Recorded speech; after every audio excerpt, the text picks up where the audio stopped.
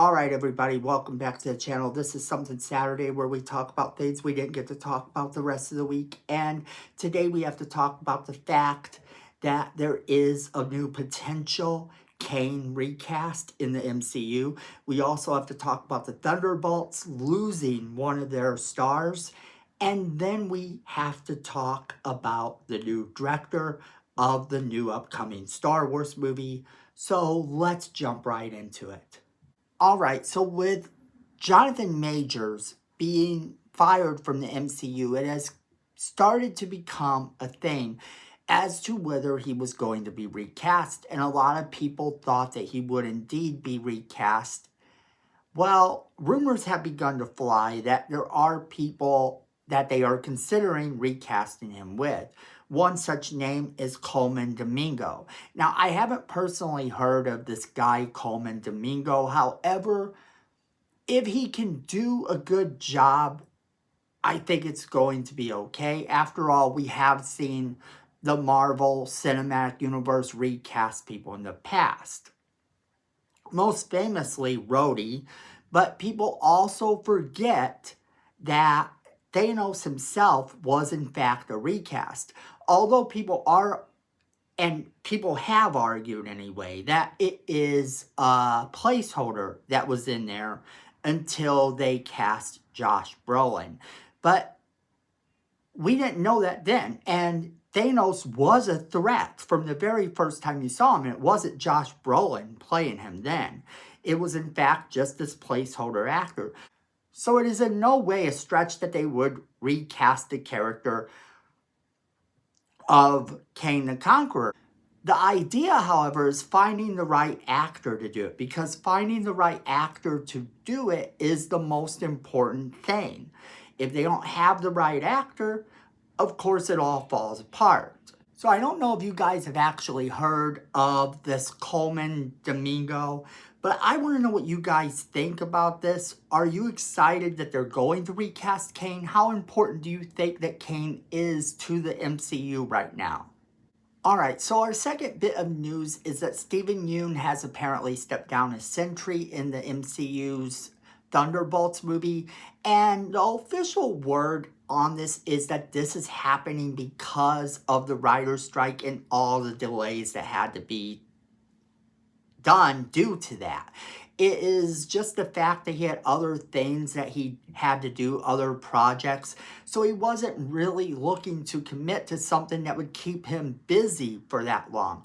And that's kind of the thing. Sometimes the actor wants to actually do other things, and if they are committed to this project, it's going to harm them.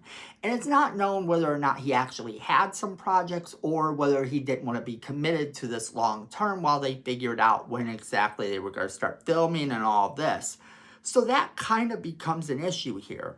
This, of course, puts a damper on the Thunderbolts movie, but not a big one, because even though he had been a very well-known person within this movie, someone that everybody knew was going to be Sentry, it was never officially announced that he was indeed Sentry in this movie. And I think that's important too, because it means that it's an easy recast to do. Nobody actually knew for 100%, even though a lot of scoopers have been saying for a long time that he is in fact going to be Sentry.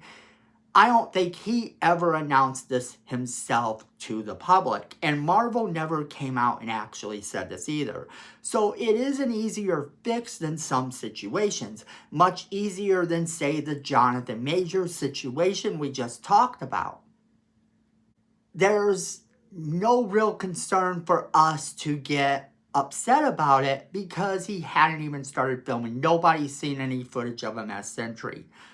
So this, of course, means they're going to be on hold for a couple seconds longer, possibly, while they recast. However, I don't think it's too much of an issue because I don't think the shooting of this film is going to start anytime real soon. But what do you guys think about this, and who do you want to see play the role of Sentry? That brings us to our last order of business, that Charmin Obaid Chinoy is going to be the director of the new Rey movie. Now, this is troublesome to some because apparently she has made comments about being an activist in the past. She has made comments about doing things in films to make men feel uncomfortable. But I'm going to tell you something here. I don't think that this has to be an issue. I'm not saying it won't be, but I don't think it has to be. There's nothing wrong with telling a certain kind of story as long as that story doesn't sound too preachy. Now, maybe they hired her and all of her past comments literally mean nothing, which is what I really do hope for. I really do hope that she's not going to try to purposely isolate any members of the audience, because that's never fun to do. You never want your audience to even remotely feel as though they're isolated, and I think that's been an issue that a lot of people have said that Disney has been having lately, especially when it comes to the Star Wars films. But I personally do hope for the best. I don't look at a director and their past comments, their past films, and say, hey, this person is not a good fit. Because as far as we know, she may be a Star Wars fan. As far as we know, this director may in fact be the perfect person. We can't judge a book by its cover. So I'm reading and seeing all of these things about her past comments, and all of these things that I'm reading and seeing are kind of making it out that she's going to ruin Star Wars. And I know that a lot of fans do feel as though the previous Star Wars movies were bad. They feel as though they were kind of agenda-based and that things got lost from the previous Star Wars movies. And all film is subjective, so I do understand when fans feel that way. I look at all things and try to be positive. And the story that they're going to tell with the potential new Jedi Order is not subtracting from the Luke Skywalker story. It is in fact something that is going forward, because Luke Skywalker's Jedi Order has already come and gone. We didn't get to see it on screen, and I do feel that that is a complete loss. And I would personally love to see a project done about that, even if it is animated, because ultimately the end of it ended with Kylo Ren and that situation. But Luke Skywalker had his Jedi Order. We just really didn't get to see it. All the stories that were spun about the Skywalkers that George Lucas wanted to do couldn't be done because so much time had passed. So the fact that they're moving on with a new Jedi Order set in the future is not a bad thing overall. I do think that going into the future is probably what is best for the franchise. I just hope that they can tell us a story that is not going to feel preachy, that is not going to isolate fans. That's all we can really hope for within this.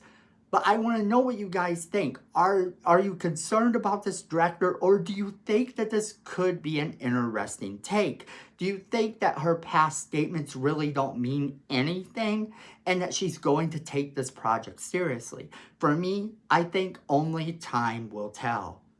As always, we want to know what you guys think. Make sure you leave that comment in the comment box below. Don't forget to share this video with everyone you know so they can be a part of the conversation as well. And then make sure you hit that like button. It's free. It helps the channel. We appreciate it. Miko says we need more subscribers. You don't want to disappoint Miko, so go ahead and hit that subscribe button while you're down there. Hit that notification bell so you don't miss a single video we do. Friends, at the end of the day, I know it, you know it, and Miko knows it. Fandom is family.